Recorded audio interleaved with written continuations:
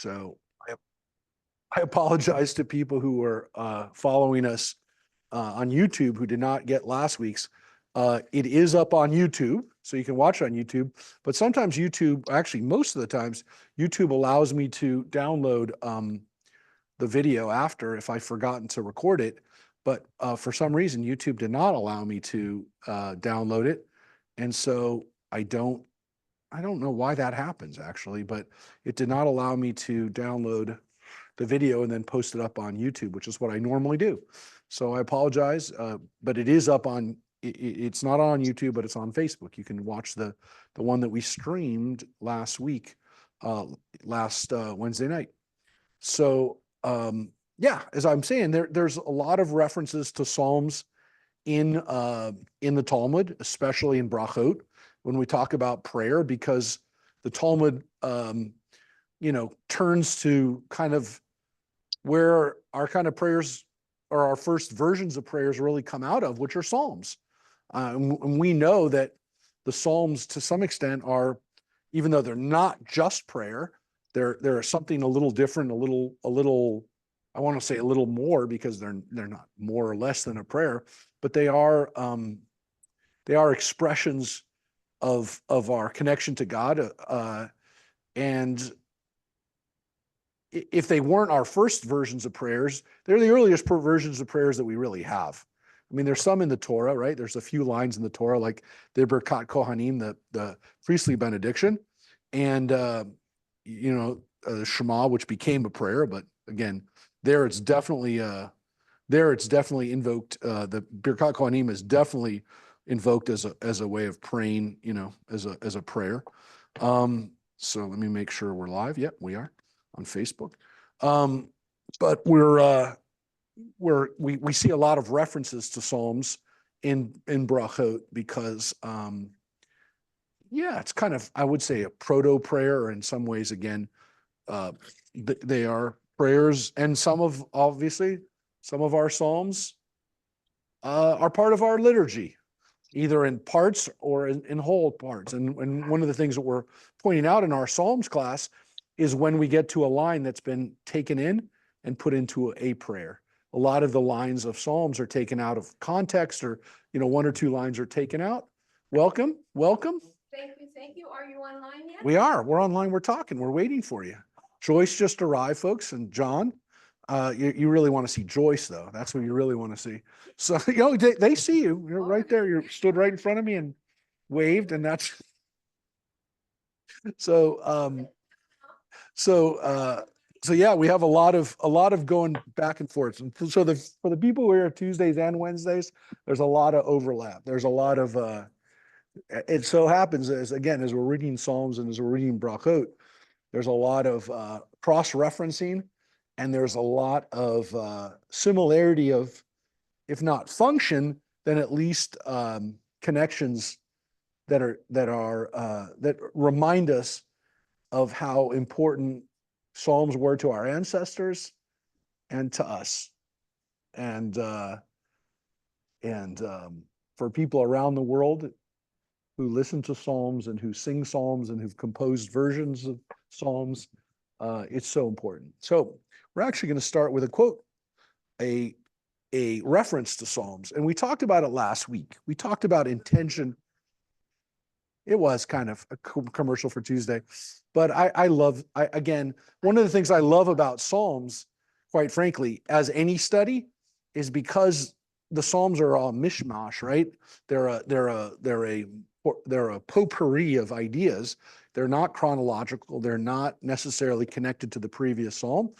It makes for much better study for people who pop in and out, and you don't have to be there at all to get the context. I mean, I always try. Thank you, Mike. I always try to bring people up to speed. If you were not here last week, or this is even your first Wednesday night class, and I try to make them like standalone anthologies, so that you don't have to have been here last week, and you don't necessarily have to be there next week. But there'll be something you can take away that's just for that day. Okay, thank you. Mike, we're not helping, and we're pushing Tuesday right now. Okay, I'll push Wednesday too. I know, but Wednesday is like advanced almost. You know, let's face it. Let's face it. Wednesday nights for the people who are here are a little advanced. I don't want to say that to the Tuesday people. I want to say the Tuesday people. John's steep now. John is entering. He's got his podium in front of him. He's almost entering a yeshiva. He's 2 steps away from yeshiva, like literally maybe a step and a half. Yeah, yeshiva. Anyways, but we we talked about, oh man, we talked about the intention in our prayers last week, and that's definitely going to be what we talk about the next couple of weeks, because we're going to be talking about intention, and we're going to be talking specifically about some of our ancestors.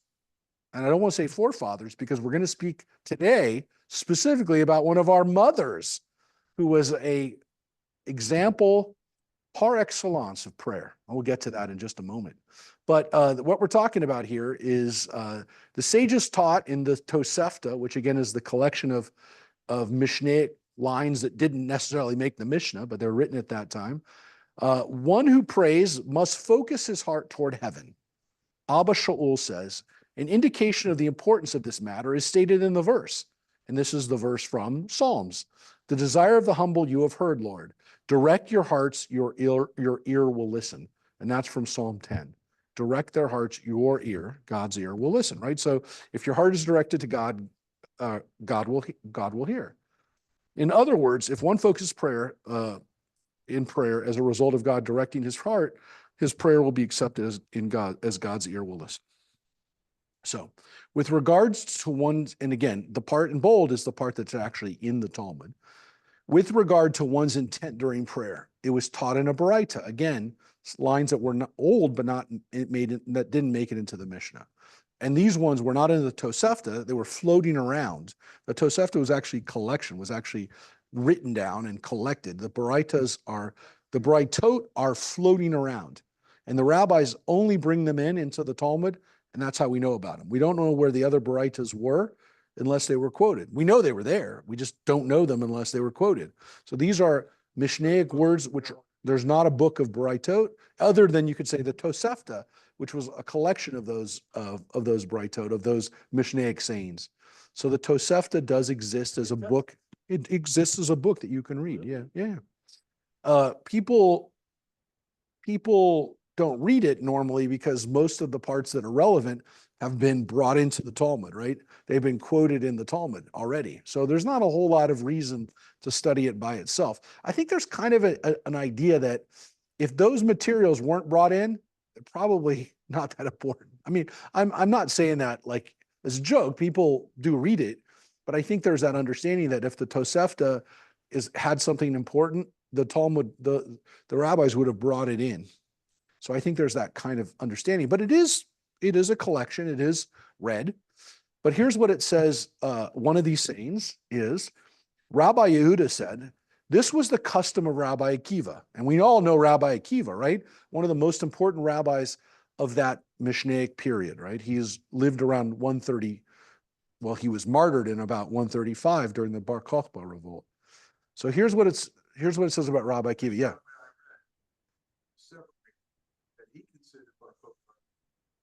Yes. We did. That's one of the reasons. That's the reason that one of the main reasons he got martyred was because look, there were other rabbis, right, John? There are other people that were not martyred. The ones who got martyred, the ones who were killed by the Romans, seem to have done, like the rabbis will say they got killed because they were teaching Torah. But a lot of people were teaching Torah. Let's say some of them did get killed, but the ones who we know got killed were the ones who supported Bar Kokhba. So let's maybe say that was a political reason, maybe more than the religious reason. The rabbis felt uncomfortable a little bit, John, about his support of Bar Kokhba. Let's just put it that way. The rabbis didn't love Bar Kokhba. They didn't love him because they blamed him to some extent for leading a revolt and causing more bloodshed. And in their minds, how many more times do the Romans have to kill us before we realize we can't defeat them? They lost a lot of people, and they lost. Some people say that was the final nail in the coffin for Jewish sovereignty in the land of Israel.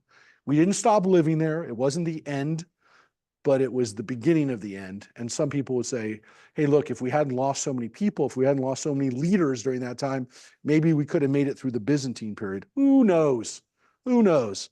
But what we do know is during the Bar Kokhba revolt, the Christians sat that one out.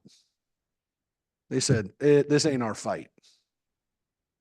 This is a Jewish fight. They were not Christian yet. The Roman leadership wasn't Christian. On the contrary, they were still throwing Christians to the lions there. But the Christians were like, we have our problems with the Romans. We don't need this one too. Why? Because they no longer were hoping for restoration of the temple. They were no longer hoping for the same thing that Jewish people were hoping for, which was political freedom. They didn't care about that anymore. First of all, most of them weren't Jewish. So what are you talking about Israel for with us? Why are you talking about Jewish sovereignty in the temple? It ain't our temple. By 135, most of the people that were Christian were not Jewish. Yeah, so it happened pretty quick. It happened pretty quick. It tells us that within about 100 years, the majority of people that were following Jesus or his disciples, or the followers of Jesus, I wouldn't even call it Christianity yet, they were not Jewish by that point. How do we know they were not Jewish? Because they didn't take part in the Bar Kokhba revolt. By the way, the Jewish Christians who were Jewish probably did take part in the Bar Kokhba revolt, which, by the way, accelerated the de-Judaization of Christianity. Why? Because it got killed. So all the people who had a deeper connection to Judaism were wiped out in the Bar Kokhba revolt. Well, not all of them, but many of them. So the followers of Jesus who were maybe his family, maybe the ones who were more prone to be trying to have a foot in both traditions, if you will, they were wiped out. They probably got killed with the Bar Kokhba revolt. But again, who knows? Maybe some of them said also, hey, Bar Kokhba is not our Messiah, Jesus is our Messiah. But I'm not sure about that. I'm not sure that it was necessarily exclusive. I'm not sure if some of those Jewish people said, well, Jesus was there and now Bar Kokhba is here. Maybe some of them said that. And we don't know because they were killed. And their records were destroyed. Their records were destroyed. That is a pretty critical time. That's a pretty critical time for us. Yeah. So Rabbi Akiva, back to, it's a good discussion. It's good to think about. No, it's always good to think about because it puts us into that frame of mind of what these people are thinking about. So Rabbi Yehuda is one of Rabbi Akiva's students and survives. He's one of the people who didn't get killed. And by the way, remember, they came to Rabbi Akiva and said, just recant, if you just stop supporting Bar Kokhba, they'll let you out. And he wouldn't do it. He said, no, I'm going to die. And, he made a point. He was martyred. Yeah. Yeah. So here's what Rabbi Akiva did. And again, we already, by the way, read a little bit about him in the Talmud. We read it a couple weeks ago that they wouldn't make him the head of the Sanhedrin because of his background, right? So as much as he was beloved, there were people who also said, yeah, but his background's questionable. His lineage is a little questionable. So it shows you there was a little bit, and they admit it. The Talmud admitted it, that there was a little bit of controversy about his background. No matter what, he freely admitted that he didn't start coming to Judaism until he was an adult. And so he was not steeped in it. He did not have a family tradition in it, no matter what. And it definitely impacted it. But he was still obviously very charismatic. He was obviously still very beloved, because we're still talking about him 1900 years later. So when he would pray with the congregation, so when he was praying with other people, his prayer, he would shorten his prayer and go up due to a desire to avoid being an encumbrance on the congregation by making them wait for him to finish the prayer. But I'm going to talk about that in a second, don't worry. But when he prayed by himself, he would extend his prayers to an extent that a person would leave Rabbi Akiva alone in one corner of the study hall and would later find him still praying in the other corner. And why would Rabbi Akiva move about so much? Because of his bows and prostrations.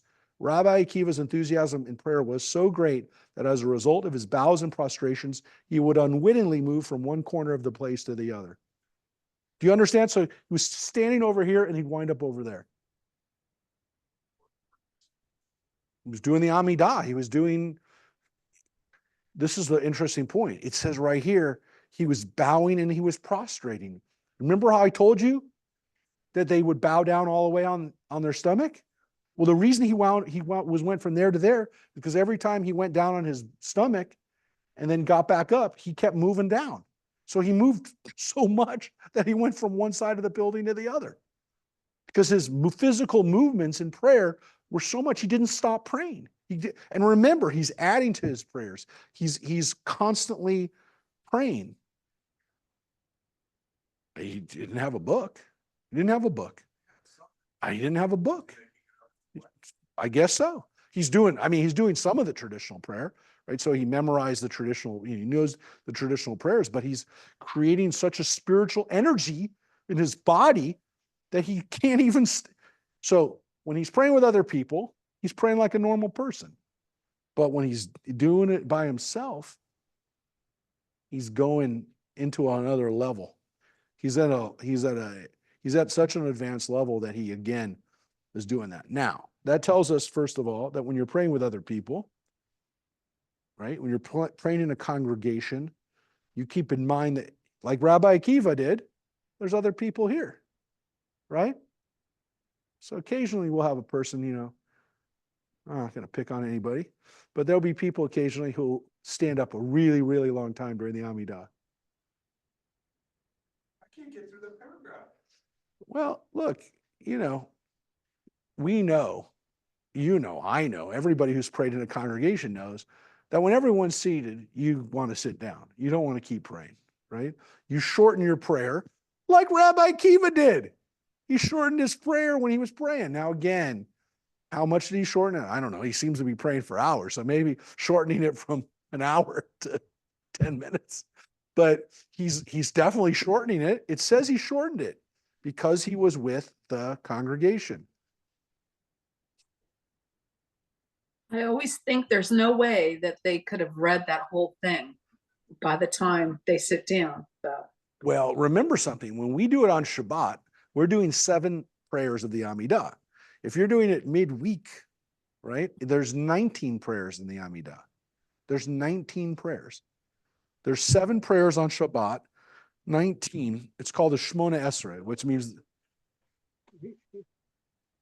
So technically speaking, you can imagine if you're doing 18 prayers and then there's the 19th prayer, there was a prayer added. So it's called the 18, but it's really the 19 prayers. It has 3 names, right? It has called the Amidah, which means the standing prayer. It's called Hatfilah, the prayer. That's what they call it here in the Talmud. So sometimes you don't know if they're talking about any prayer or they're talking about just the Amidah. Here it's pretty clear that at least the Amidah is part of what this is just the Amidah or maybe it's all his prayers, but it definitely is part of it's the Amidah because of all the bowing. And it's also called the Shmona Esrei, which means the 18. But there's actually 19 prayers. There was a 19th prayer added 2,000 years ago, by the way. It wasn't added lately. It was 19th prayer, 19 prayers. So you can understand that during the week, it's much longer, much longer. So the irony is Shabbat, it's actually shorter. The reason is during the week, we have 12 other prayers that we call petitionary prayers. Prayers asking God for things, helping us, God, help me fulfill this thing that I want to do, including things like being successful in business, help me have good judgment, help me, I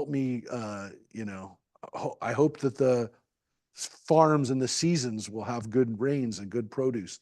All these kinds of things that are very personal, but very real, but also somewhat we call petitionary, asking God.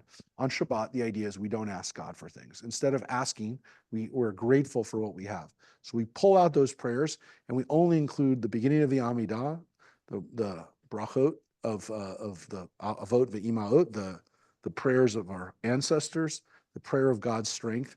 And then we go into a couple of prayers that are thanksgiving prayers. And then we finish with we have a prayer for Shabbat, for the holiness of Shabbat. And then we finish with a prayer of peace, the Birkat HaShalom. So those prayers that we do on Shabbat are stripped of their petitionary prayers. They're only prayers praising God, praising prayers, thanking prayers, and you know, praying for peace. So that. Mhm.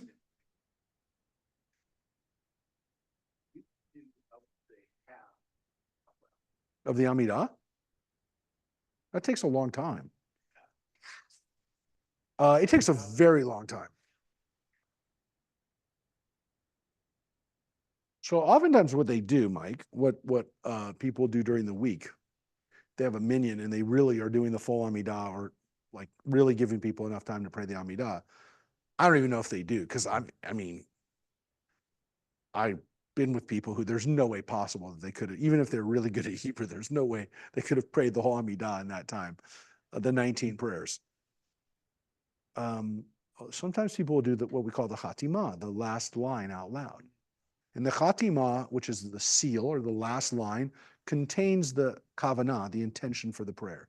So when we say Baruch atah Adonai oseh hashalom, thank you God who makes peace, that's the kavanah for the prayer. We say Baruch atah Adonai, we say Magen Avraham ve'ezrat Sarah, right? We praise God, the shield of Abraham and the helper of Sarah, the defender of Sarah, if you will. So the Chatimah contains the essence of the prayer, and so sometimes people just do those out loud. If I'm doing a really short prayer, that's what I'll do. I'll just do the Chatimah. I'll just do the Chatimah. So if I do it fast, and then I shorten it. So we have a basis for this, which, again, you know, how do we decide how fast to pray? I don't know. I guess the community kind of decides. And when enough people have sat down that we feel it's time to sit down. But I always tell people, when everyone's finished with their prayers, we'll continue again out loud. I don't say, hey, you have 2 minutes to pray. Yeah. We prostrate ourselves. Yeah. Yeah. And Orthodox the same way. The Orthodox don't do it any other time. And by the way, John, some Reformed synagogues don't do a full prostration. Yeah. This time, Rabbi Akiva, majority of prayers, was Islam doing the same thing? There was no Islam 500 years before Islam. Islam. So John's question is Islam around now? No. 500 years before Islam. Yes. Praying all the way down. Yeah. Yes. Yes. It's very interesting. I'm not trying to be, I don't know what the right word is, but when I look at it, I go, okay, but why so much? Well, no, John, I think there's an issue, and we have it in Judaism too, by the way. You just don't see it because people aren't, they go on their knees in Catholicism. They have the knee pad on the Catholic Church. That's how you know you're in a Catholic church. But yeah, I mean, you know, people, it's definitely in Western world is not seen as, you know, as appropriate. That's not why we stopped. We didn't stop for that reason. We stopped because other people were doing it, and we felt it's too much. We're going to look like them, which is weird because like if you started it, why would you give it up? But we did. I mean, we look. You could also make the argument that, and I'm not accusing Rabbi Akiva of doing it, but there are people who, and I'm saying in Judaism even today, without prostrations, that seem to be almost showing off while they're praying. And I only know that because, well, I think you know that, but I'm only admitting to that because it's obvious, and prayer is definitely not supposed to be so that you can show off how much more prayer you know than somebody else. And it happens. And it happens in Judaism, though it happens less in Reform Judaism, but it happens definitely in more traditional communities.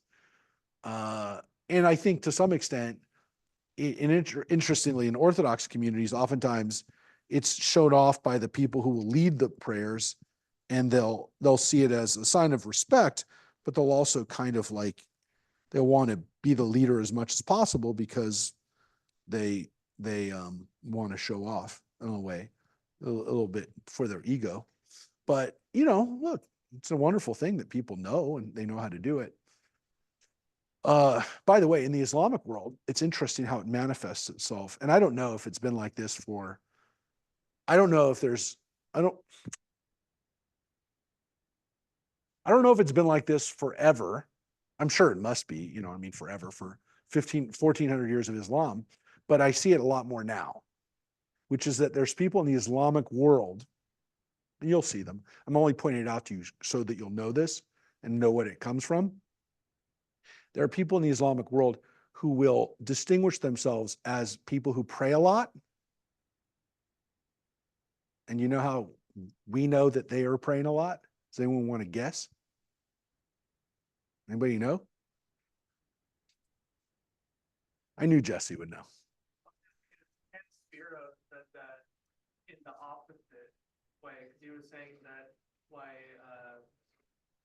Hagar's son Ishmael wasn't chosen because he was too extreme. And so he was saying, yeah, because if you look at the Muslims, they're like, oh, you guys pray 3 times a day and you bow at the waist. Well, we'll pray 5 times and we'll go face down on the ground every single time. So it's, you know, like an almost extreme piety. They're kind of one up. Yeah. So that what Jesse just shared is a midrash, if you will, that existed in the Jewish world, which is that Abraham was praying 3 times a day, which, okay, the midrash accepts that we were praying 3 times a day back in Abraham's time, and his son Ishmael, the founder of Islam, decided to go even further, which is we are going to pray 5. Me and my people will pray 5 times a day. Now, of course, they weren't Muslim until, I mean, it's almost like, okay, but they weren't Muslim until hundreds of years after the temple was destroyed. But yes, this is what we're talking about here. It's called a zabiba, or a raisin. If you pray a lot, you get one of these, right? And like, here's one of the guys who will, you'll see, like, that's Sisi, al-Sisi, the head of Egypt. One of the things that distinguished him, and one of the things that allowed him to kind of have credibility amongst Muslims, was that he had that on his head. So, you know, there's a guy from Hamas who you'll see all the time. He's one of their main political guys. He's nuts. I mean, he gets out. I mean, it's great that he's nuts because people hear him and they're like, oh yeah, this is why Israel can't, Israel can't give up any. I'll show you a picture of the guy. Is it a bruise or is Yeah, it? it's a perpetual bruise that on the head. So, here, I'll show you. I think his name is Gazam. He's kind of they like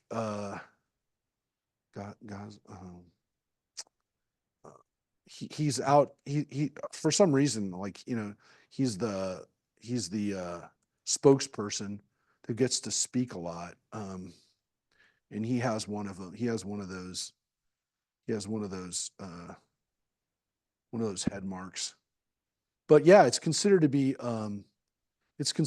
like proof that you're actual, that you're a serious, I can't find the guy. It's all right. But it's proof that that you're devout. So yeah, I mean, look, if you pray and you bow down all the way, to the ground, then eventually you'll get that mark, and shows that you're praying. Anyways, it's okay. Yeah, so we have that in Islam, and as I knew Jesse would know that. Thanks for sharing that out. So let's look at some other examples of praying, and the rabbis start looking at other examples of how our ancestors from before the rabbis prayed. So many halachot are derived from evoking the prayers of biblical characters. And that's what we're going to be talking about for a little bit. So let's look at the first one, which is one of the last characters that we at least have a book about. It's Daniel. Rabbi Chia bar Abba said, one should always pray in a house with windows, as it is stated regarding Daniel. And when Daniel knew that the writing was signed, he went to his house. In his attic, there were open windows facing Jerusalem. And 3 times a day, he knelt upon his knees and prayed and gave thanks before his God, just as he had done before. Now, that's a quote from Daniel, which, by the way, shows us And again, Daniel lived during the Babylonian exile, right? He lived during the time that the Babylonians destroyed Israel, right, and destroyed Jerusalem. He was taken there as a captive to Babylonia. He survived that experience. He survived Nebuchadnezzar, and he even made it, according to tradition, into the Persian period, and was there as kind of a witness to tell the Persians, what was our story. He was an advisor to the kings of Babylonia and then to Persia. So what's interesting about this is that he's a great example of Jews in captivity and in exile maintaining their tradition. So what does he do? Number one, he faces Jerusalem. We'll talk about that. He faces Jerusalem. But let's first mention the fact that he prays 3 times a day. This is actually the first reference we have in the Bible, the earliest Jewish reference we have of somebody praying 3 times a day. Now, even though Daniel is set during the Babylonian period up through the Persian period, which would be like 580 to 500 of BCE times, it was probably one of the last books written in the Bible, right? So the authorship of it is very, very, very late.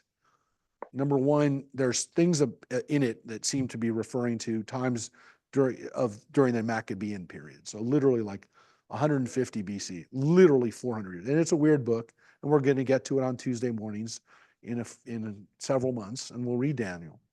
But it's a very different kind of book, but it's also the only book of the Bible that has Aramaic in it.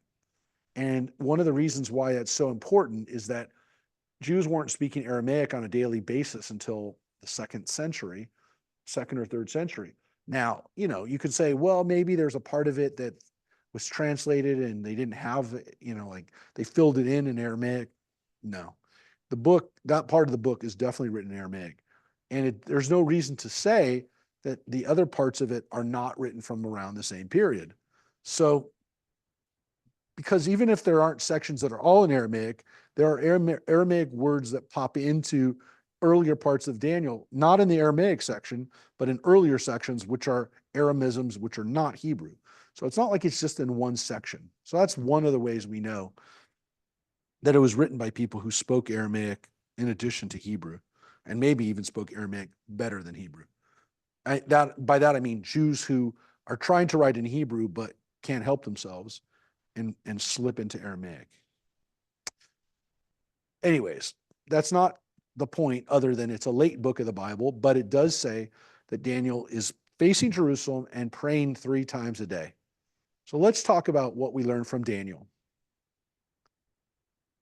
In the Tosefta, right, which talked about is text from the Mishnaic period, additional halachot were derived from Daniel's prayer.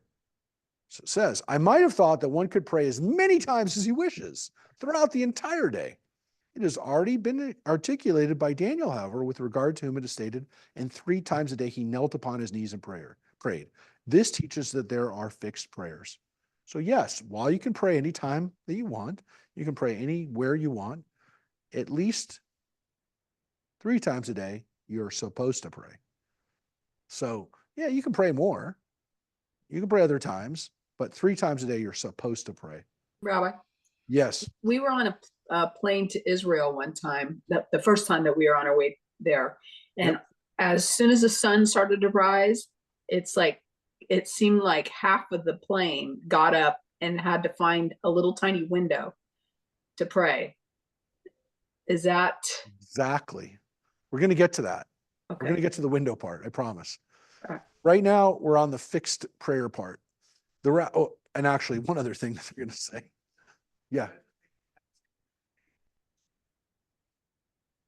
Like rocket compliant airplanes that give you more Window space? No. Just, no. Yes. Yes. So maybe there will be, as Jesse just said, that they're talking about putting a Torah and like a little sanctuary area so that people can really pray fixed prayer. Of course, the problem with fixed prayer on an airplane is, when are you supposed to pray? Do you pray when you left, or do you pray when you're to where you're coming to, right?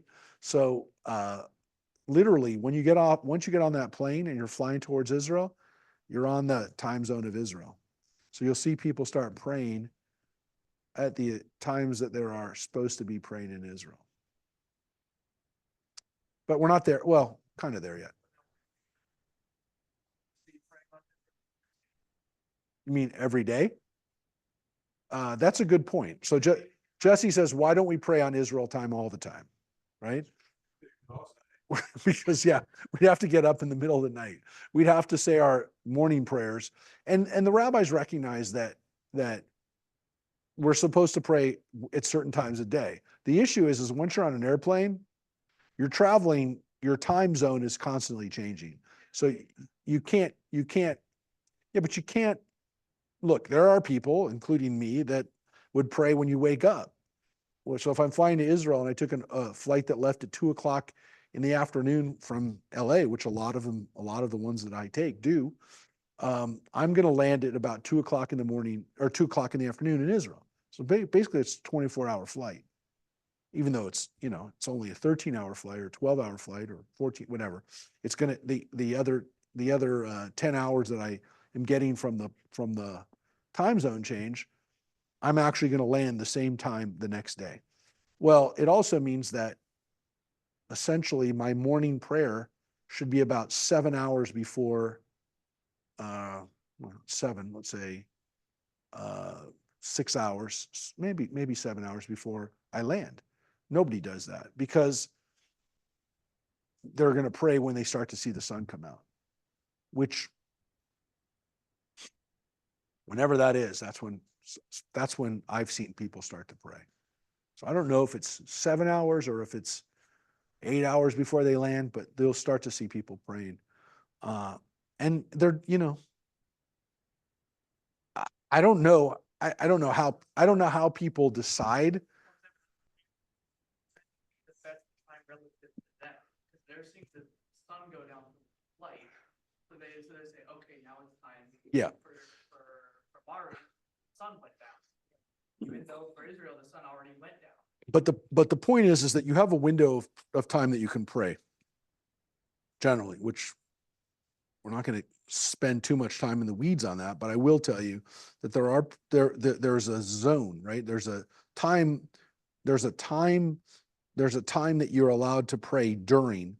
The latest time, for example, that you're allowed to pray, the latest time that you're allowed to pray the morning prayer. So for example, today, if I look up on what my earliest time here in LA was, my earliest time to pray was 5:27, and the latest time for me to say the Amidah. Well, there's two sources on it. There's differences of opinion, but according to the one rabbinic source, 10:30 would have been the last time I could pray the Amidah for the morning. So that's a big range. I mean, the latest time I could pray the Shema is 8:48 according to one and 9:26 according to another. So if I'm on a plane, well, I don't know what it would be for actually, you know what? I think that is set for Israel. But it doesn't matter. I mean, that's roughly the time it would be in California too. The earliest time you can do mincha service, the afternoon service, is 1:11 today. Or today. The latest time you could do it was 5:45, which is about 4.5 hours later, right? So there you go. So there's ranges of a few hours that you can pray your morning or afternoon or evening prayers. So now the rabbis throw something at us, which is pretty smart. I might have thought that this practice of fixed prayer began only when he came to Babylonian exile. It was stated just as he had done before. So the rabbis point out, don't think that Daniel prayed this way only when he was in Babylonia. He did that back in Israel before he was exiled. So it's not like he started praying then. People were praying like that in the land of Israel, which, remember, that's when the first temple was destroyed, not the second temple, the first temple, which means that even during the first temple period, people were praying. And according to the rabbis, they were praying in the land of Israel. That's critical. The rabbis are asserting that Jews prayed 500 years, 600 years before the second temple was destroyed. Further, I might have thought that one may pray facing any direction he wishes. The verse states the appropriate direction for prayer is facing Jerusalem. Well, that makes sense. That makes sense. It tells us that, again, even during the biblical period, people faced towards Jerusalem when they prayed. Now, if the book of Daniel was written about 130 BCE, then it was written still during the time of the Second Temple, but it was maybe not written during the Babylonian period. Doesn't really matter, but I'm just I'm sharing that. And now it says Daniel does not describe how these three prayers are distributed during the day, right? He doesn't say it. I might have thought that one may include all three prayers at one time. It has already been articulated by David that one may not do so, as it is written, evening, morning, and noon, I pray and cry aloud. He hears my voice, which is a line from Psalms. There it is again, quoting Psalm 55. So don't think that you can say your three prayers at once. I didn't pray the Amidah all day, but I'm going to say it 3 times right now. No. You got to do it evening, morning, and noon. And that's the way that we pray. Nighttime, morning time, and then noontime. The evening is where it begins. So King David is actually already articulating that there are certain times to pray. Now, again, we were offering sacrifices at those times.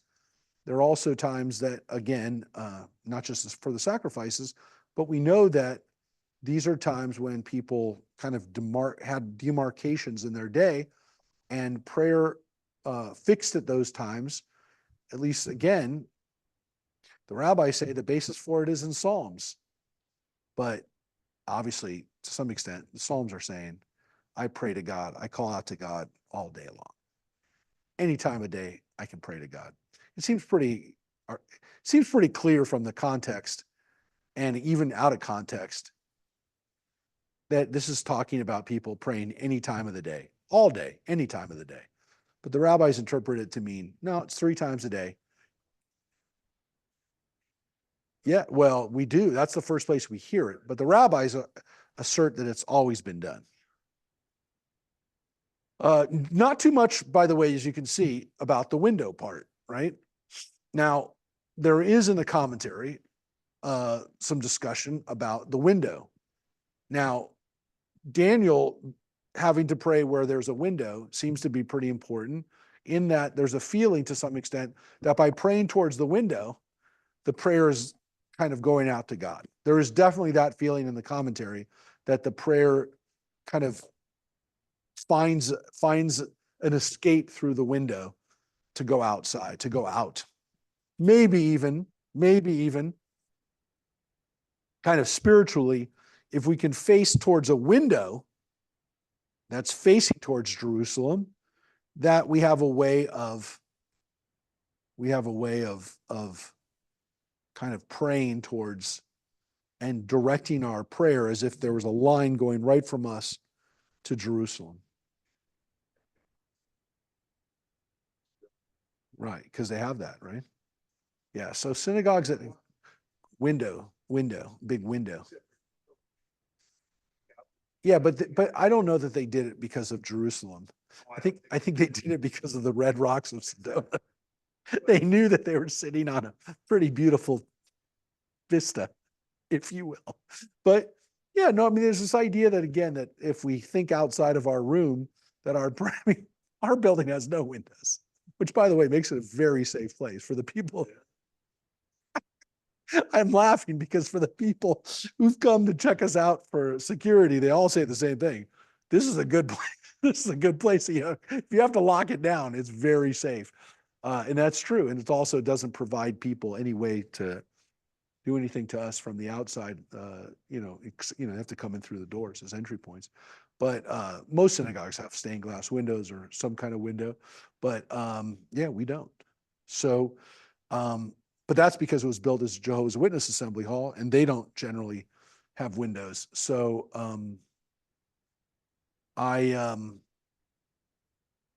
yeah, I think that there was this idea that somehow if the window was open, or if the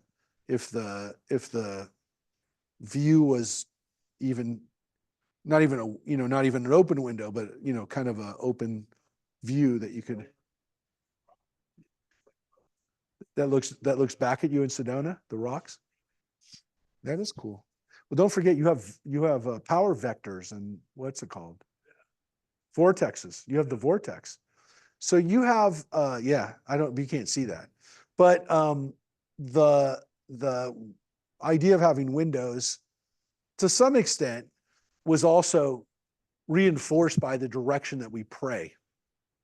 So this synagogue is not quite oriented towards Jerusalem, right? There's a lot that aren't. Yeah, there's a lot that aren't, but there's also a lot not oriented. People used to laugh that Valley Beth Shalom in Encino was oriented towards Ventura Boulevard. So the idea was it faced the boulevard. It didn't face Jerusalem. It faced the boulevard. And if you're from the Valley, you know what they mean by the boulevard, right? Because that's the demarcation between whether you live north of the boulevard or south of the boulevard. So everyone kind of made fun of the fact that they worshiped the boulevard, but it's the way they oriented the synagogue, the way it was built. But I think they were cognizant of the fact that they weren't necessarily happy with that. But yeah, synagogues will intentionally orient. So if we ever built a building, it would definitely be oriented towards Jerusalem. So a little bit more about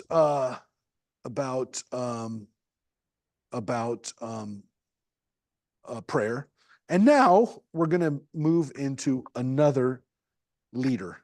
And in this case, I love it. It's a matriarch. Furthermore, I might have thought that one may make his voice heard in his Amidah prayer. It has already been articulated by Hannah. As it is stated, Hannah spoke in her heart, only her lips moved, and her voice could not be heard. And that's from the very, very beginning of the book of Samuel. When we read about Hannah, we actually read this story at Rosh Hashanah, the prayer that Hannah had to have her son, Samuel, be born, right? She couldn't have a child. And she would go up to the temple and she would pray. Well, in that time, the temple was the tabernacle. And she went there and she prayed. It's a very famous scene. It's a beautiful scene. And the rabbis they're astounded by it in a lot of ways, because this is really right from the beginning. This is from chapter 1 of Samuel, right? So it says that this guy named Elkanah, he had 2 wives, Hannah and Peninnah, but it says that Hannah could not have children since God had closed her womb, which is interesting because, like, God, why would you close a woman's womb? But it's literally saying that she was infertile, and again, it was not under her control. It's not in her control. That, to me, that's what it means, by the way. I've always been fascinated by that phrase. God had closed her womb. Well, physically, she couldn't have children.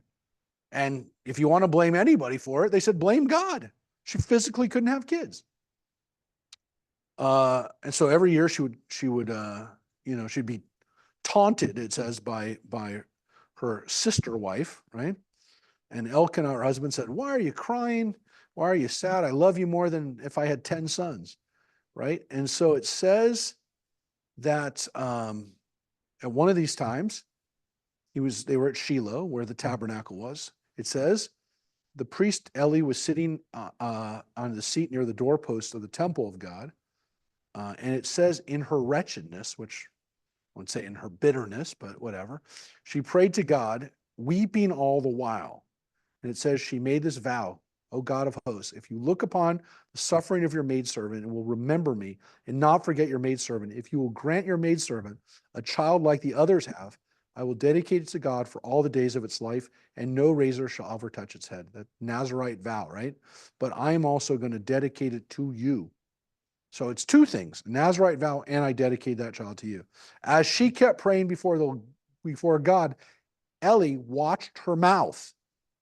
And it says she was praying in her heart. Only her lips moved, but her voice could not be heard. So as if she again was praying, she was mouthing prayers. She wasn't saying anything. And Eli thought she was drunk. And Eli said to her, "How long will you make a drunken spectacle of yourself? Sober up." So Eli thinks that, she's drunk. And Hannah replied, "Oh no, my lord, I'm a very unhappy woman. I have drunk no wine or other strong drink, but I've been pouring out my heart to God." Listen to that. I've been pouring out my heart to God. I mean, that to the rabbi stands out as the ultimate way of praying, pouring out your heart. "Do not take your maidservant for a worthless woman. I've been speaking all this time out of my great anguish and distress. Then go in peace," said Eli, "and may God of Israel grant you what you have asked." So she left. She was no longer sad. And Elkanah knew his wife, Hannah, and God remembered her, which is she had a baby. She got pregnant, right? Had a baby. Now, the rabbis look at this and it says, as we just read, her voice cannot be heard. So clearly, when you're praying, you don't even have to say words out loud, right?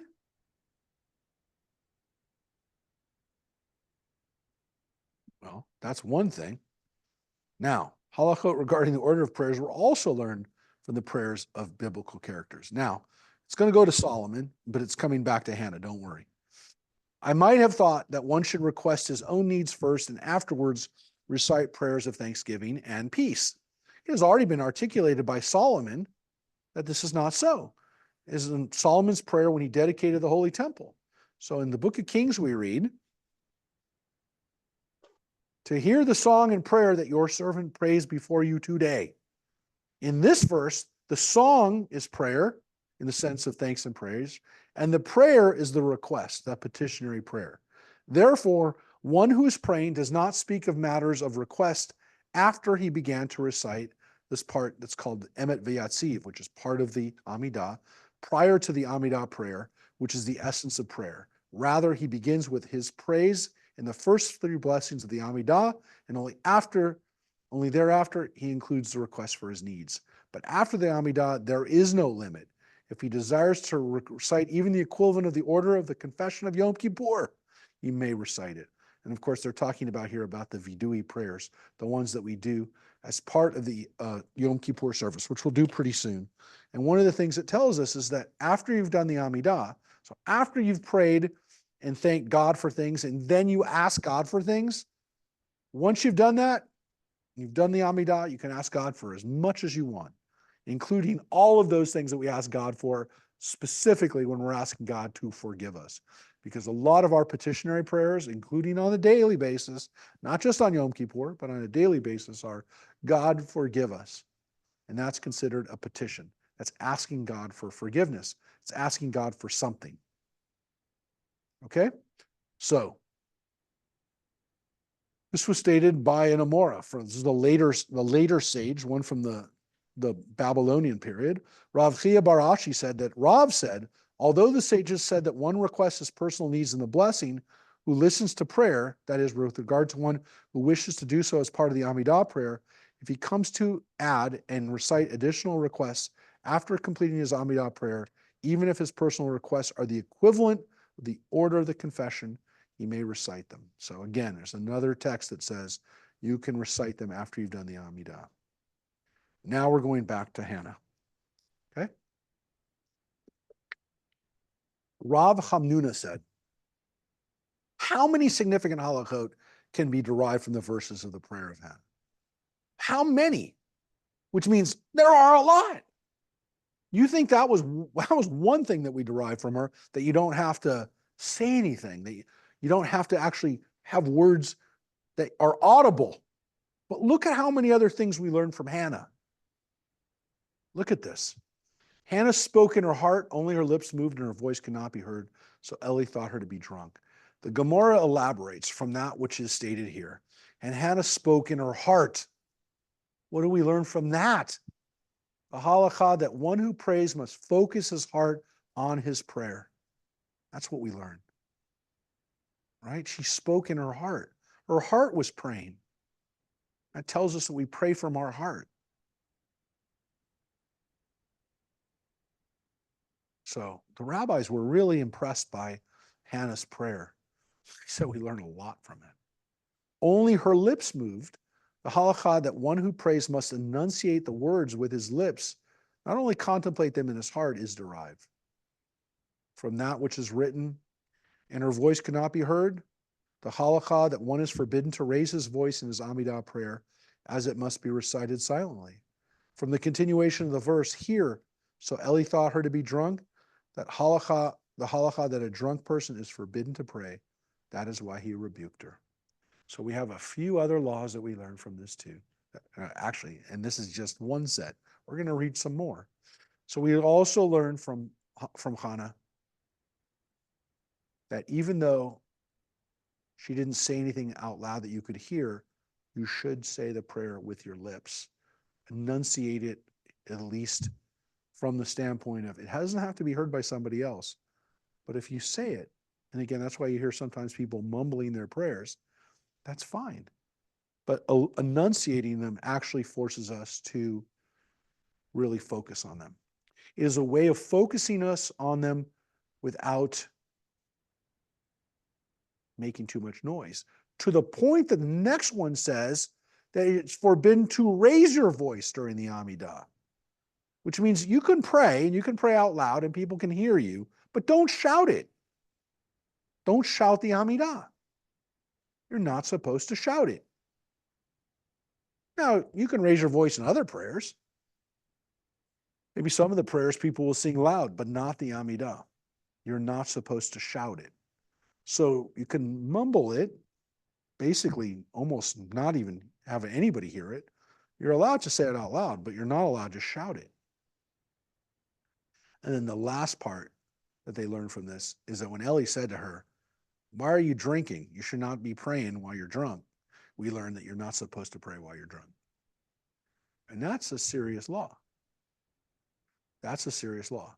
So when you talk about, well, how do you pray? You pray with intent, you pray with kavanah, and you don't pray in a situation where you're going to mess up or say something you shouldn't say because you're drunk or high or stoned or impaired. Which is why I never, ever drink before I pray, ever. I don't even drink wine. I don't even drink wine at Shabbos. I don't ever drink wine at Shabbos. I don't drink it. I never drink. First of all, I know that I'm not going to get drunk on one drink. It's not like if I drank wine. But first of all, I don't know how it's going to affect me. Sometimes wine makes me really flush, makes me get really red. And sometimes I smell it on my breath. I'm like, I don't want people to think I'm drunk. It's like, how much is the guy drinking? You don't know. He smelled on his breath. He smelled pretty drunk to me. So I don't like that. I'm really sensitive to it too. And I can smell when other people have drunk and I don't like it. Yeah, but you know what? You're supposed to. That's a problem. I never thought about that until I was older. It's like, you're really supposed to get drunk? Really? Yeah, you're really supposed to drink on Purim. So I do sometimes, but I don't always do it. And I will tell you that, even again, within Judaism, if you think about what this meant was, one of the reasons why traditionally Jewish people really could not be drunk a lot was because everybody prayed. Everybody prayed. It wasn't the rabbi who prayed. It was Tevye who prayed. The milkman prayed. Everybody prayed. And when they knew that they were not supposed to be drunk when they prayed, it limited the amount of times that people would drink, because if you're praying 3 times a day, you can't go. I mean, you could drink after Ma'ariv service, after the evening service, but you can't drink in the afternoon. If you're going to pray at sundown, you can't get too tipsy in the afternoon. So it really limits the amount of time that you could really get drunk, because maybe you could drink at night. And again, I mean, there's people in the Orthodox world who do drink, but And there are alcoholics and drug addicts in the Orthodox world, but it almost forces people, if they're in a yeshiva or if they're in a area where people are monitoring them and know what's going on, they'll know. And if you're supposed to be praying and you're supposed to be praying, that's not a question. You can't miss your prayers. If you're not praying and you're in the Orthodox world, they're going to say, well, you're not doing what you're supposed to be doing. And so it actually almost takes you out of being able to function that way. Now, I will tell you that, it's more likely that someone will be addicted to, to opiates or to over-the-counter, to prescribed medication, pharmaceuticals than alcohol, because at the end of the day, people are going to say here, well, it says drunk. I wasn't drunk. I was taking oxycodone, right? Codone. And of course, people will say, I got a prescription for it, so it's not alcohol. But come on, it says right here, you're not supposed to be drinking or being in an impaired situation when you're praying. And the rabbis knew that. You continue to tell people that. So there really was this understanding that you couldn't really engage in. And again, I'm not saying that in the Christian community it was accepted, but unless you tell people, hey, first of all, if you're going to church 3 times a day, then obviously they'd catch it, maybe. But on top of it, as long as you were sober Sunday morning, people would sometimes say, it didn't really matter that he was drunk the night before or the last 5 nights before. He's not drunk today, he's at church. I know people who've said that to me. So, it's not, again, it was not an excuse, but if you functionally every day had to pray 3 times a day and couldn't be drunk for any of that time, it limited the amount of time you could be drunk. I do think that had something to do with alcohol consumption within the Jewish community. I really do. So, on the subject of Eli's rebuke of Hannah, as it is stated, and Eli said to her, how long will you remain drunk? Remove your wine from yourself. Rabbi Elazar said, from here, the halakha, that one who sees in another an unseemly matter, he must reprimand him, is derived. What do we learn from that? If you see somebody who's drunk and they're not supposed to be drunk, you tell them you're not supposed to be drunk, because that's what Eli did. So we learned that you are 100% supposed to confront somebody when they're like that. We derive it from here. So that doesn't really have to do with prayer so much as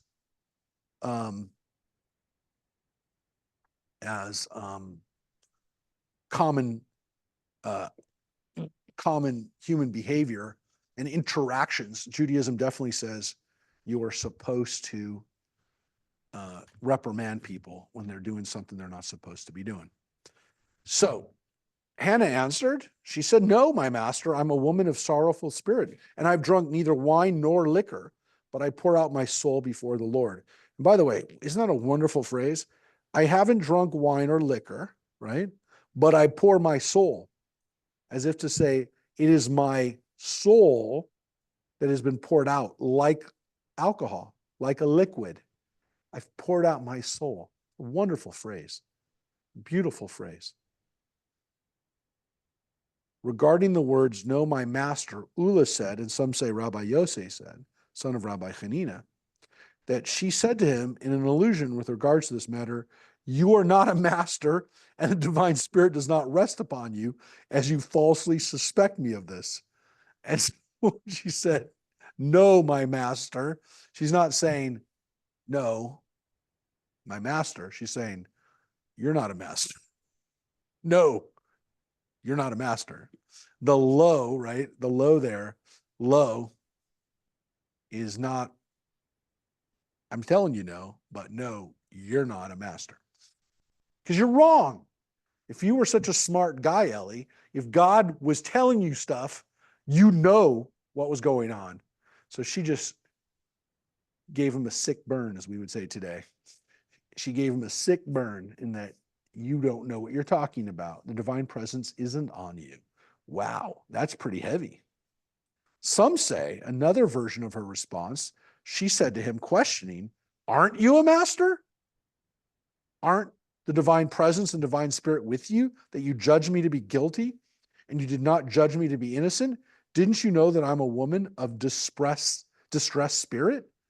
Right? So again, not so much you're not, but are you or aren't you? Like, more of a rhetorical question, not quite as harsh, but still the same point, which is you didn't know. And here is another thing that has nothing to do with prayer, but has to do with learning about how we talk to people at any time. With regard to Hannah's explanation that I have drunk neither wine nor liquor, Rabbi Elazar said, from here the halakha is derived that one who is suspected of something of which he is not guilty cannot suffice merely with the personal knowledge of his innocence, but must inform the one who suspects him that he is innocent and clear himself of suspicion. So it's not enough for you to say, no, I'm not. Or just shake your head, or say nothing. Hannah needed to say back to him, I am innocent of that. I have drunk nothing. She had to make it very clear to him that she was innocent. So that's another thing that we learn, which is we don't just, if we're confronted with somebody, again, if you know somebody's doing something wrong, you're supposed to confront them. The rabbis already said that. But if you are confronted by something and the person's wrong, you absolutely have to make sure that you make it clear that you're innocent. And don't be sarcastic about it. Don't be dismissive about it. Make it clear. Right?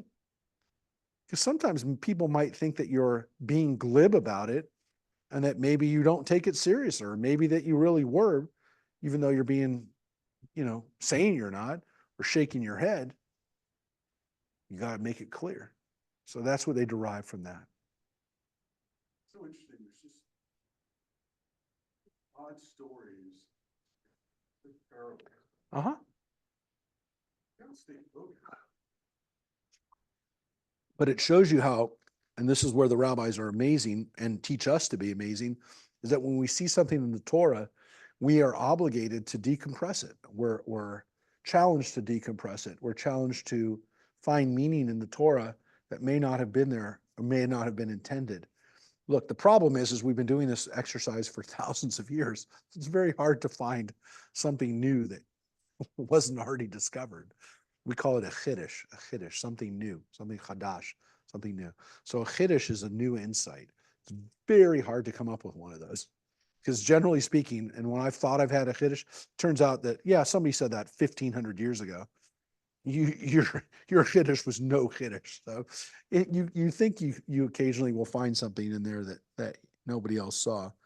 I've learned that it probably isn't, which is okay, because again, you're mining a treasure field that you find the treasure and somebody you find out, hey, they already found that treasure.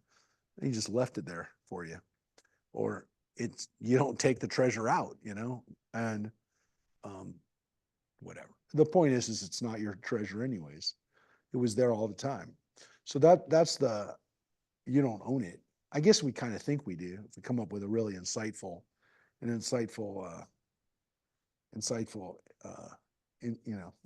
little nugget. Some more. So again, you can see how much the rabbis are wrapped up in Hannah. We had that little digression into Solomon, but then they went right back to Hannah. Big part of this. I remember when we named our daughter Rachel Hannah. Hannah is her middle name. I looked at the text about Hannah because I wanted her to know who the matriarch is she's named after, both Rachel and Hannah. And Hannah is considered the paragon of prayer. The rabbis really looked at her as the best example of prayer in the Bible. Of all the characters in the Bible, all the people that they looked at, they said that her prayer was the holiest and most important prayer for us to learn from. Look at that prayer. And that's why they engage in this study of her prayer. They're obsessed with her prayer because they see it as like, well, first of all, she has her prayer answered, which is a huge miracle because she was not supposed to have children. But it's also, again, there's so much there that they see in, of course, this fact too, that like she was praying so intently that people didn't even know what she was doing. She was almost on another level. So, do not take your maidservant as a wicked woman, which is Bat Belial. For out of the abundance of my complaint and anger, I have spoken. For out of the have I spoken until now. Rabbi Elazar said, from here, the halakha that when a drunk person prays, it is as if he engaged in idol worship, is derived. It is written here that Hannah, suspected of praying drunk, defends herself and says, do not take your maidservant as Bat Belial. As it is written there, with regard to a city that has been instigated to engage in idol worship, B'nai Belial have gone out from your midst and have lured the inhabitants of their city, saying, let us go and serve other gods, which we have not known, which is in Deuteronomy. By means of this verbal analogy, it is derived just as there, in the case of an idolatrous city, the term Belial indicates idol worship, so too here. In the case of one who prays drunk, Belial indicates idol worship. And they don't mean idol worship in that it's useless worship. It means praying to idols. If you're praying drunk, it's as if you're praying to an idol. Cocktails during holiday. Not during prayer time. As long as our prayers are over, we're allowed to drink. The rabbis don't say you can't drink. You can't drink while you're praying or before you're praying. You can't go into prayer intoxicated. Look, you're allowed to drink and you're allowed to drive. You don't drink before you drive. You're allowed to do both, just not allowed to do them in that order, right? You're allowed to drink and you're allowed to drive, but you're not allowed to drink and drive. So you're allowed to pray and you're allowed to drink. You're not allowed to drink and then pray. It's the same thing. I'm finally getting it. Yeah. That's good.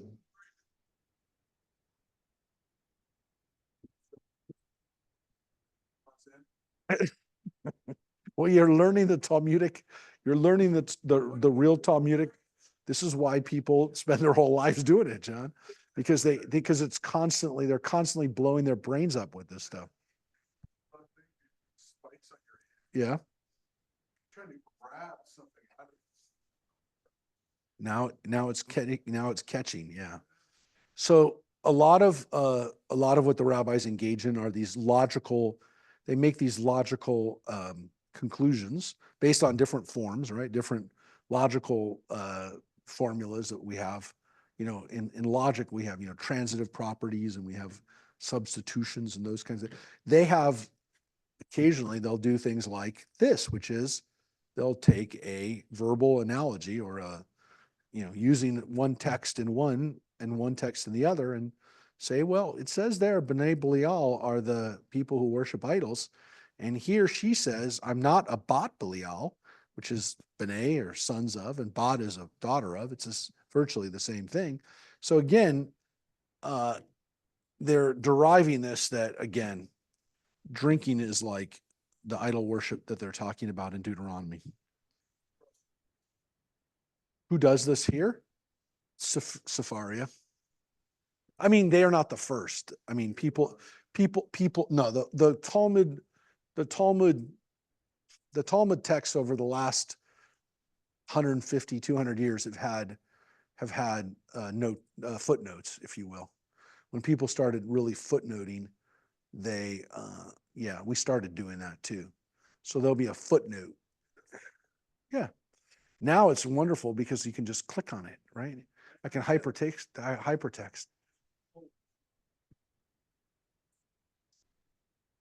Well, the fact that the fact that the rabbis could do it on the fly tells you again, how they were able to make those connections. So you have to have somewhat of a photographic memory to be able to know, hey, that's in there, and that's also here, and I'm gonna connect it because it's the same word. So, look, it's easier in Hebrew than it is. Well, it's hard.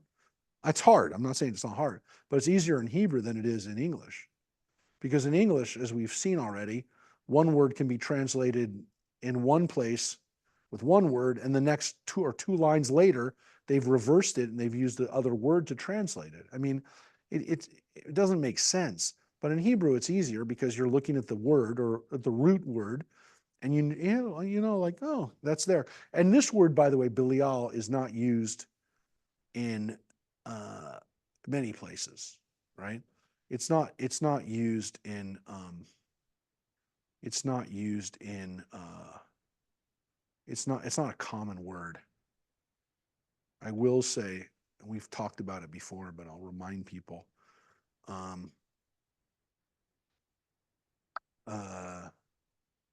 Just for the sake of, I don't want to take a whole lot of time on this. Some people might guess where I'm going to go with this, but I'm not going to spend a lot of time on this, I promise. But The websites slightly related, but where are like some good websites to find commentary on Tanakh? Because I'm with, on Thursdays I do another Bible study group with Christian friends, and I'm trying to look for commentary. So on Safari, it's all. so it's tough, Jesse. So Jesse asked, where are the good commentaries? The problem is that to some extent you need to have, in order for there to be a really good commentary in Hebrew, you gotta, or on the Hebrew Bible, it's gotta be Hebrew. I don't mean that like, I don't mean that to be dismissive in the sense that it's a great question, but the problem is that it's very hard to do it effectively.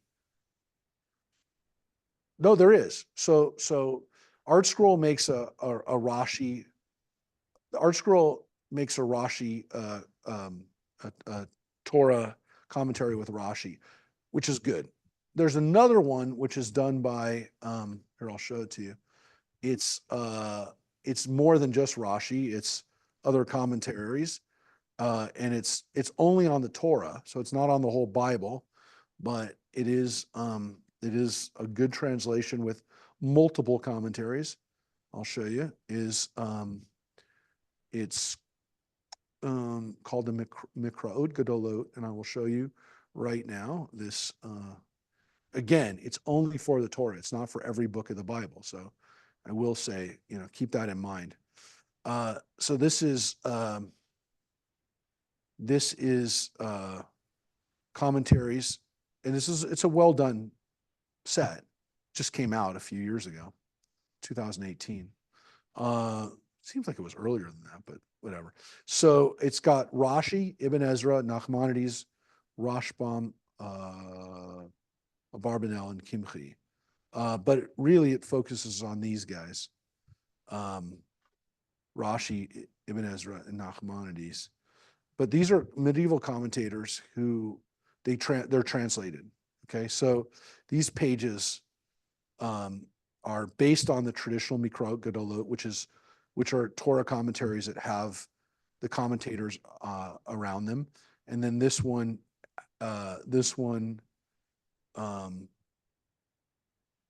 has it in English. So it was done by Jewish Publication Society, which I always recommend for Bible commentaries. If people want to get an English Bible commentary, generally speaking, even the old JPS translation is a good one. So here's like a comment, here's like what a page of it looks like. So you'll have the text here. This is the beginning of Bereshit bara. So you see, it's got 5 words, and you've got Rashi, Rashbam, who was related to Rashi, Ibn Ezra, Kimchi, and Nachmanides, Ramban, Spanish commentator. And then occasionally, again, there'll be additional commentaries as well. So this is a really good one for the Torah. But again, it's only for the Torah. There's a really good series of Orthodox commentaries that were done, English translation, but it's a huge set, but it's the other books of the Bible. It's the prophets and the writings. But I will show you, and one other thing that I'll show you right now, where I was going to show you, and I wasn't going to spend too much time on it because we did talk about it on Tuesdays before, but Belial. When the Torah talks about Belial, we're oftentimes talking about, again, without connection or without value, Belial, but the word appears 27 times in the Masoretic texts. But later on, when it says, again, specifically B'nai Belial, it's worthless people, usually wicked people or idol worshipers.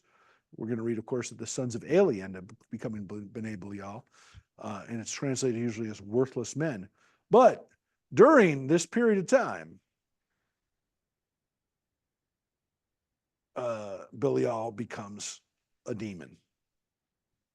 And so the words B'nai Belial end up becoming either demons or sometimes, and again, you can see it's mentioned in the Christian Bible.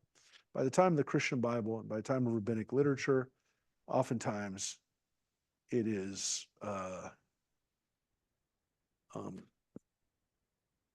referred to as a devil.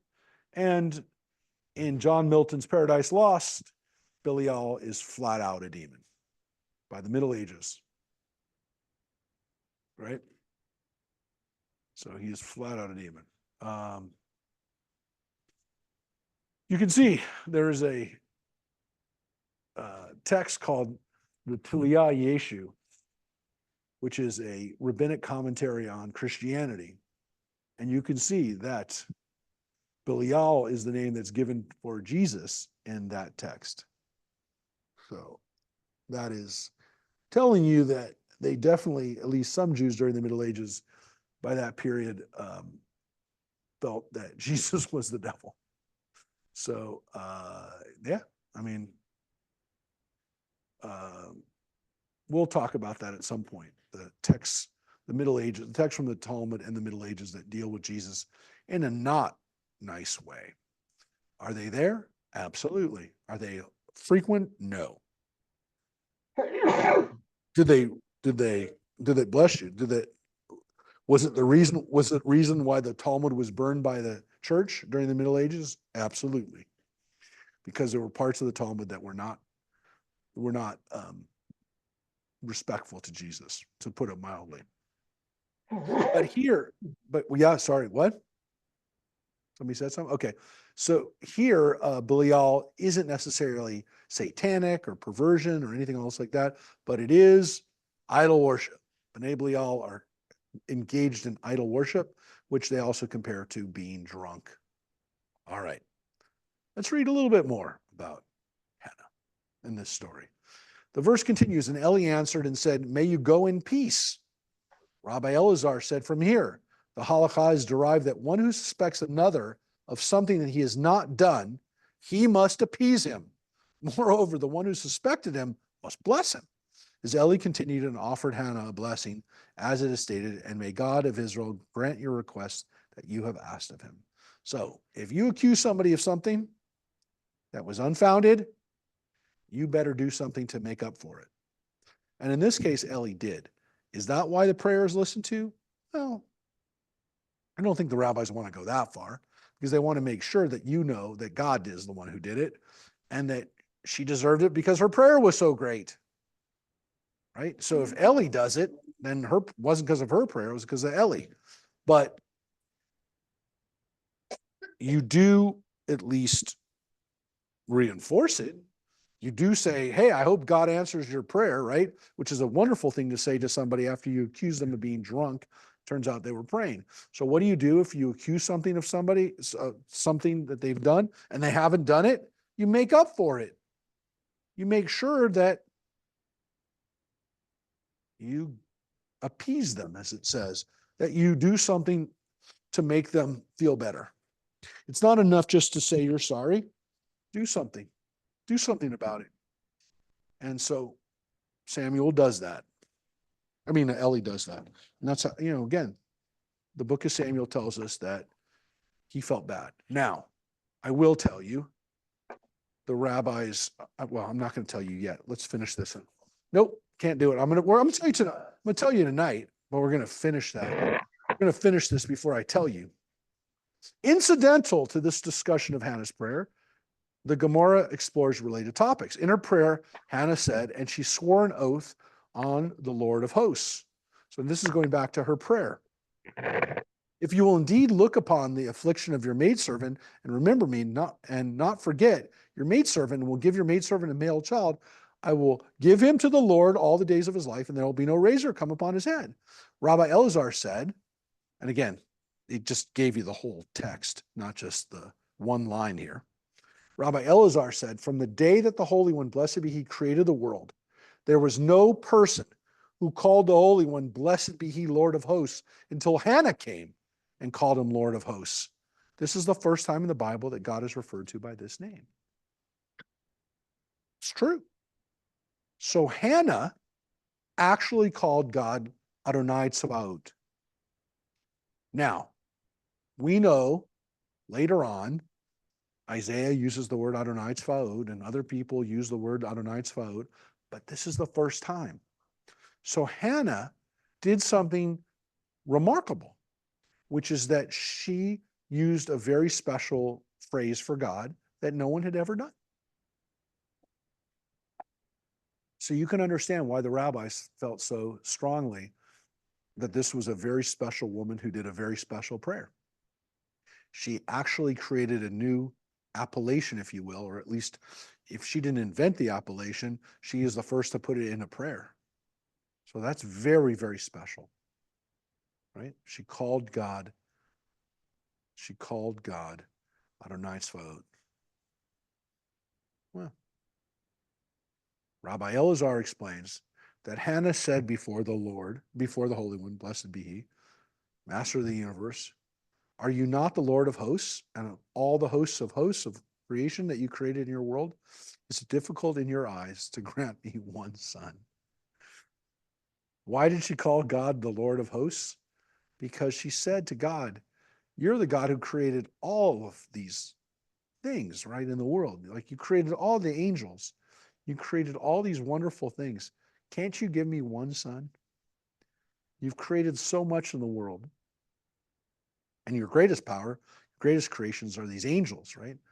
These manifestations of you. I'm not asking for an angel. I'm just asking for a kid. Can't you give me that, God? Wow.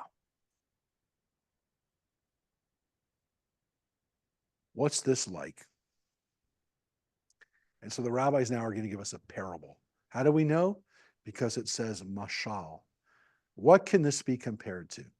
Right? To what is this similar? It actually says both here. It says mashal and it says lama hadavar duma. What is this? What can we compare this to?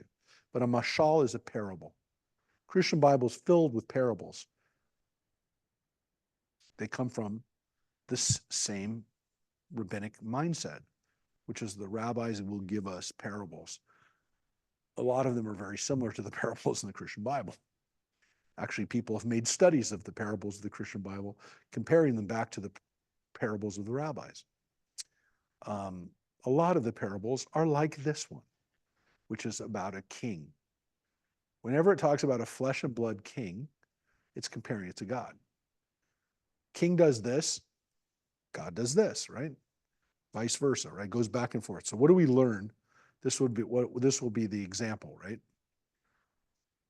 Compare it, my friends, to a flesh and blood king, who made a feast for his servants. A poor person came and stood at the door. He said to them, give me one slice of bread. And they paid him no attention. He pushed and entered the king and stood before the king. He said to him, my lord, the king, from this entire feast that you've prepared, is it so difficult in your eyes to give me a single slice of bread?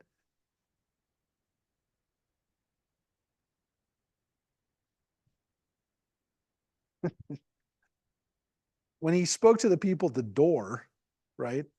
When you're speaking to the people at the door, asking them for a piece of bread is like, you give me a piece of bread, right? The guys at the door are not going to pay attention to that because they don't have a piece of bread. I'm not going to give you a piece of my bread. But he goes to the person who's giving out the bread, the guy who owns the house, the king, the person who's creating the feast. And he says to him, you got so much stuff here. Can't you give me a piece of bread? What would it cost you to give me one slice of bread? And that's what Hannah did. Hannah went to God and said, God, you have everything.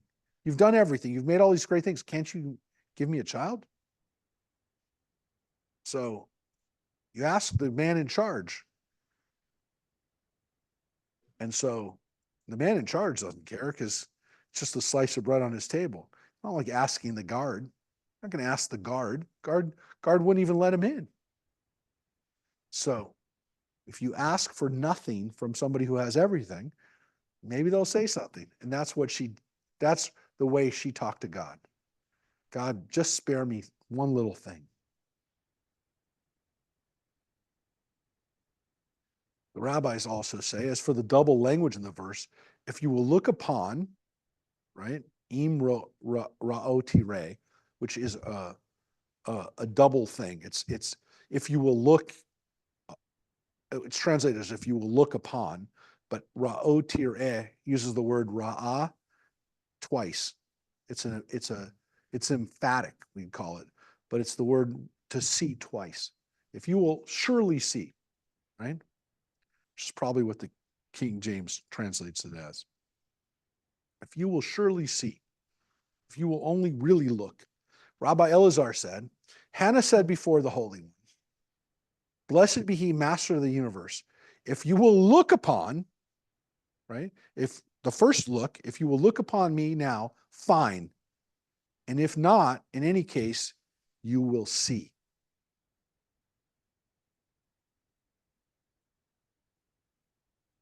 What does that mean? If you will look upon, right? Fine. But if not, you will see what will happen. So look now or look what will happen. That's what it essentially is saying. Look now or look what will happen. What do you say? What was Hannah threatening? What was she saying? What does she say? Threatening God? This is what's going to happen if you don't pay attention to me now. She said, I will go and seclude myself with another man before Elkanah, my husband. Since I secluded myself, they will force me to drink the sota water to determine whether or not I've committed adultery. I will be found innocent. And since you will not make your Torah false, I will bear children. With regards to a woman who is falsely suspected of adultery and drank the soda water, the Torah says, and if the woman was not defiled but was pure, then she shall be acquitted and she will conceive. So what is it telling us? I'll explain up to this point right now. She's saying, she's actually playing chicken with God. She's saying, if you don't give me a child now, I'm going to force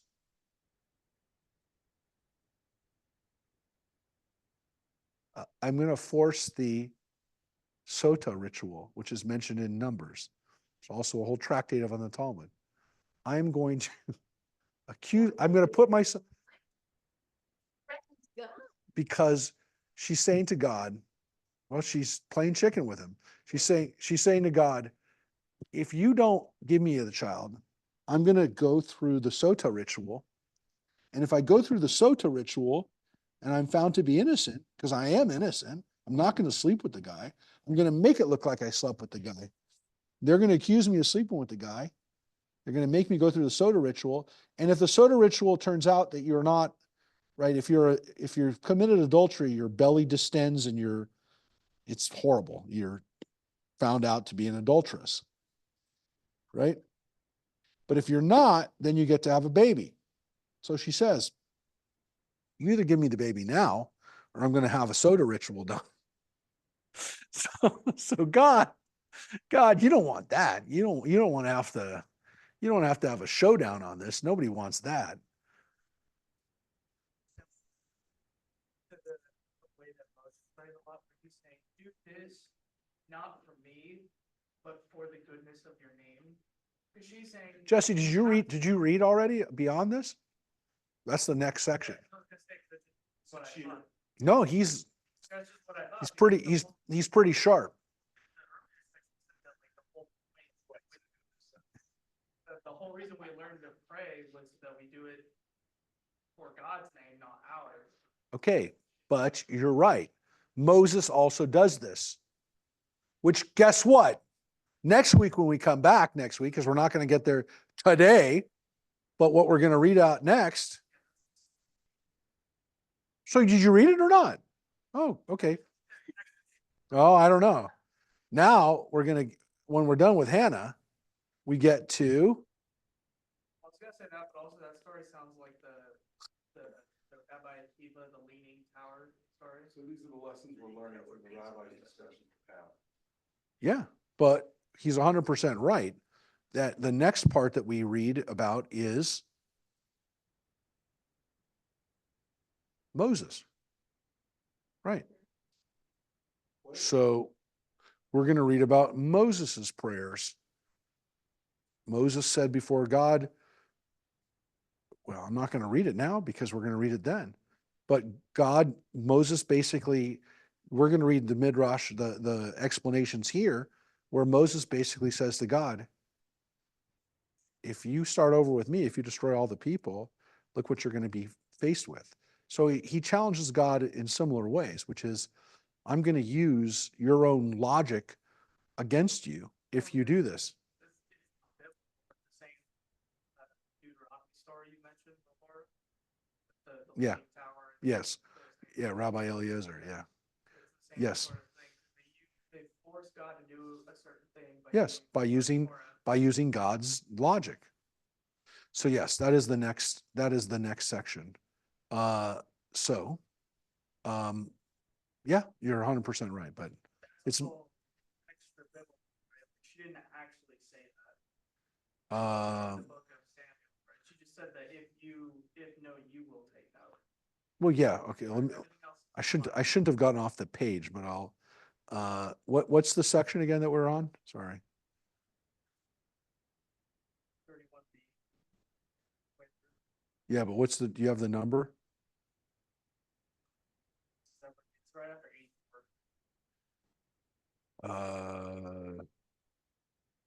Hold it. I shouldn't have gone off the page.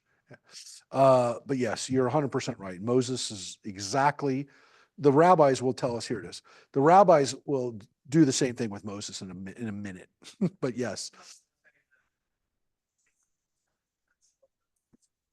She didn't actually. no, but what I'm saying is that Moses will do the same thing. Use God's logic and say, I have an answer for you, God. If you won't do it, this is what's going to happen.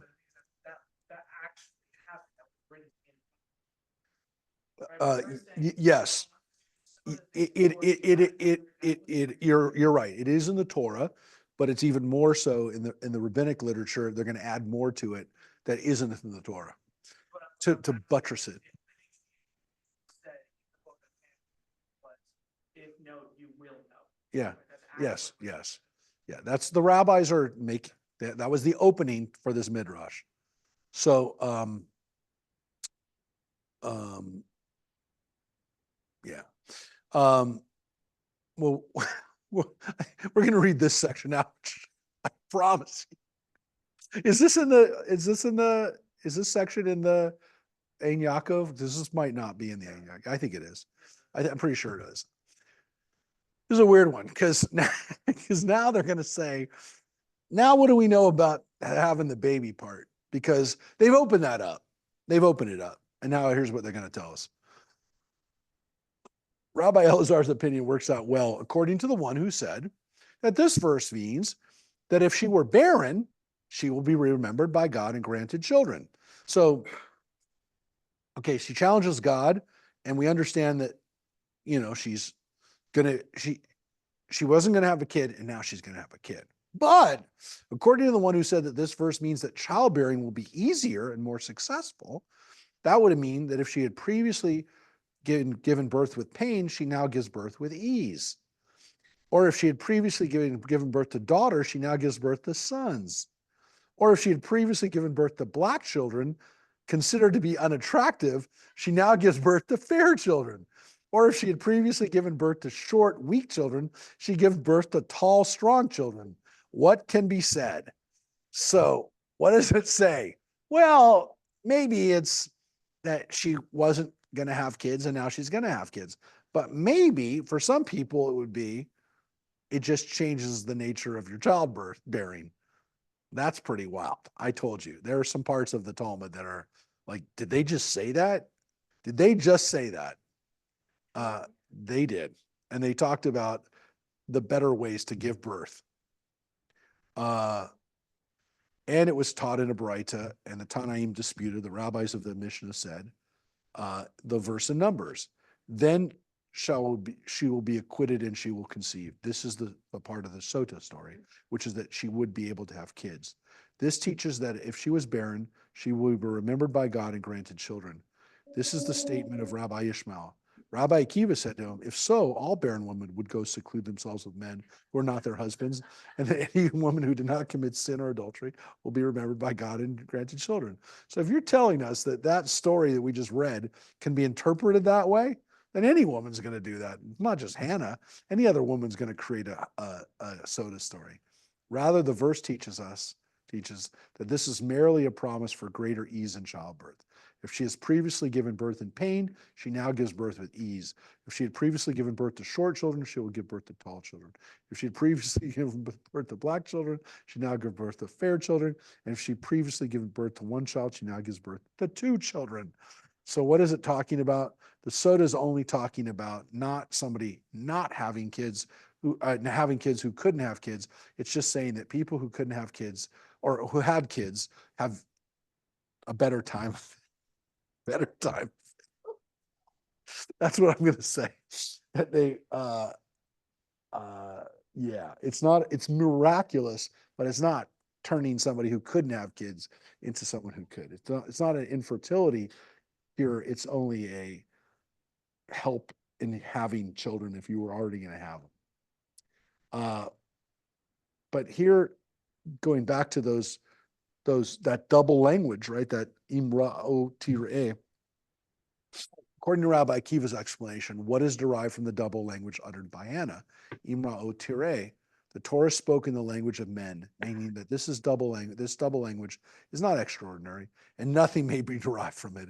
It's a common biblical vernacular. So Rabbi Akiva says, don't make up all these things. It's just the way people talk. You will surely look. And he's right. The Bible uses the words all the time. Mot yumat. You shall surely be put to death. Or again, you shall surely conceive. Or every time the Bible repeats a word, it doesn't mean, anything bigger than that. And that's what he says. It's the language. It's just the language. Don't derive anything from it. So Rabbi Akiva shot it down. He said, no, sorry. It's not talking about anything there. So he didn't like that. Rabbi Akiva didn't like where that went. So the rabbis also, so again, this is where we're going to finish with Hannah today. In the oath uttered by Hannah also, there's something important about it. She says the words amatecha. She says your maidservant. She says it over and over again, right? The affliction of your maidservant. Don't forget your maidservant, and you will give your maidservant. When she's praying and saying the word maidservant over and over again, Rabbi Yossi, the son of Rabbi Hanina, said, why are these three maidservants, amatot, cited in the verse? They are cited to teach that Hannah said before the Holy One, blessed be he, Master of the universe,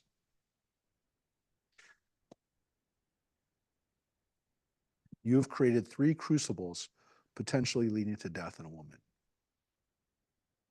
There's three times when a woman is very susceptible to dying. Alternatively, some say, Master of the universe, you have created three accelerants of death in a woman. They are mitzvot that as a rule pertain to women, right? These are things that the Torah talks about, but these are times when women are definitely susceptible to death. The halakha of menstruating, separating a woman from dough, and lighting Shabbat candles. Have I ever violated one of them? Hannah attests to her status as God's maidservants. The reference to these three mitzvot is drawn from the etymological symbol between amatecha and mitah. And they're saying the word amatecha looks like the word mitah, death. And what is it saying is that women in three different parts of their the mitzvot that look, there are not a lot of mitzvot that women have to do. There are not a lot of mitzvot that they are responsible for, and men are, and men have nothing to do with them. The mitzvot that they're liable to do, that they're responsible for, is dealing with their menstruation and making sure that when they're menstruating, that they are, that they're not coming into contact with other things that, would render things, impure. Not having sex with their husband during that time. Separating challah from dough when they're making a challah. And that doesn't mean a braided challah. That was, again, a more modern version of a challah, but any kind of bread that they took a little piece of that was then used for, for as a symbol of the way that the offerings were made. And again, you can see it's taking a long time to load the commentary, but again, challah is the part that you take out from the bread. That's what makes it a challah. Not having it braided. And lighting Shabbat candle. Those are things that women are supposed to do. Now, there are three things. When she says the word maidservant 3 times, she's talking about those 3, and she's saying, I've never made a mistake in any of those. You can't hold me responsible for making a mistake on any of those things. None of those things have created a situation where I'm liable for them. You didn't expect that, right? But, yeah, she's saying, I haven't done anything wrong. Any of those 3 things. Explain to us. First one I understand. No, it's not that you're going to bleed to death because you're menstruating and that's why you die. God's going to hold you responsible for those 3 things. That not fulfilling those 3 mitzvot for a woman are serious enough. Not baking bread properly, not removing challah from the dough. I'm telling you, women didn't have a lot to do, but the things that they had to do, they better get them right. That's a tremendous, tremendous. Yeah, no, you're thinking that it's like because she could die during menstruation. No, it's that she could create. Look, I told you, you're not going to like everything you read. This one's a very tough one, in that it's making challah. Glory, you better make challah properly. Later in her prayer, Hannah says, and you will grant your servant an offspring of men. The Gemara says, what does it mean, an offspring of men? Don't you have a son? Rav said, Hannah prayed for a man among men, a son who would be outstanding and exceptional. A mensch, right? Zara Anashim means not just a son, but somebody who is really going to be a mensch. Shmuel said the expression means an offspring who will anoint 2 men to royalty. Who are those men? Saul and David. So an offspring of men shouldn't be understood as a man among men, but a man who will separate out 2 men to be king. Rabbi Yochanan said, Hannah prayed that she would bear an offspring who would be the equivalent of 2 of the world's greatest men. So Zerah and Hashim should be 2 men who are great. Who are the 2 men? Moses and Aaron. As it is stated, Moses and Aaron among his priests, and Samuel among those who call his name. So what's interesting is that we have a line in Psalm 99, which equates Samuel with Moses and Aaron. Now, of course, what they're saying to some extent is that Samuel functioned, even though he was a Levite, he was from the same tribe as Moses and Aaron, but he functioned as a Levite, but he functioned like Moses, but he also functioned like Aaron. He offered up sacrifices and he was a political leader like Moses. He did both. Samuel was that important that he essentially was a prophet, was a leader, was a judge. but he was a priest. He functioned as a priest. Yeah, that's the thing that's interesting. And the rabbis really don't know what to make of it because it's pretty clear that he's a Levite. But it tells us, it really shows us that at least during the time of the Bible, which we know, during the time of the judges and during the time of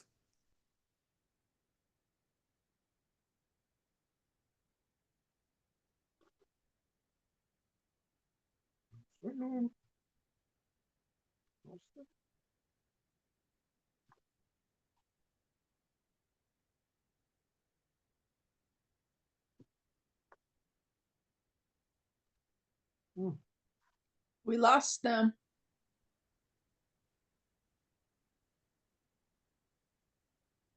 Can you hear me? I can hear you. I can't hear the Rob. Okay, John just texted me and said, join again. So I don't know. All right, so I'm gonna leave and join again.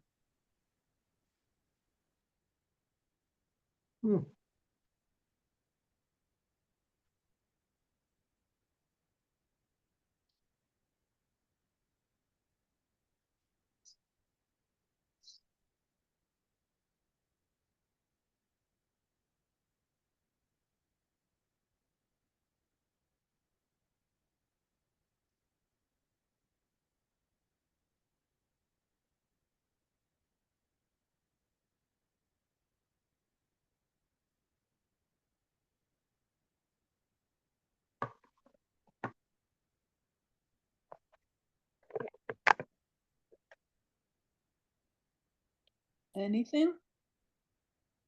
Doesn't seem like it, huh? No, I hear you, but that's all. Yeah. Okay, I'm gonna tell him. I'll tell him I'm texting.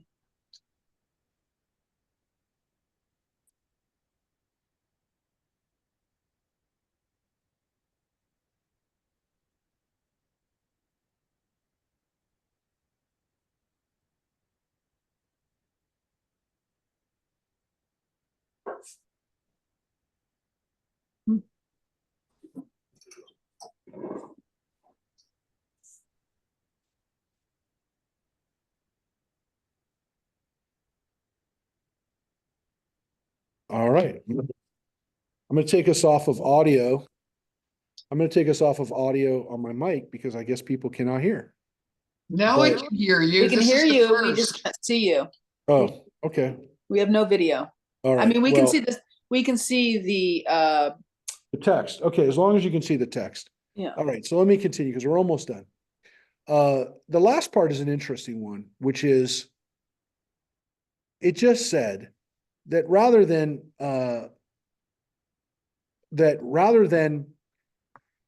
no, she says that he can. Yeah. So rather than have a son who is really a big shot, she really wants to have a son who no one would pay attention to. It would not stand out. And let's explain that. The Gemara, this is what we're going to finish with. The Gemara relates, when Rav Dimi came from Eretz Yisrael to Babylonia, he said an explanation. So he gave an explanation. Hannah prayed that her son would not be conspicuous among men, neither too tall nor too short, neither too small or too fat, neither too white nor too red, neither too smart or too stupid.